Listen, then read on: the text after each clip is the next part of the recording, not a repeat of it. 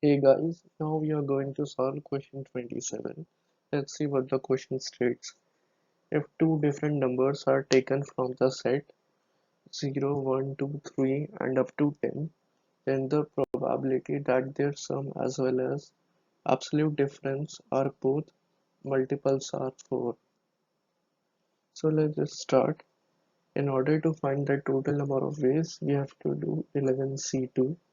That can be simply opened as 11 into 10 upon 2 into 1. So after simplification, 11C2 is resulting as 55, and now we have to check the favorable ways, and we are getting the pairs 0, 4, 0, 8, 4, 8, 2, 6, 2, 10 and 6, 10, and here the probability would be simple, that is 6, 55, the total number of favorable ways upon the total number of ways.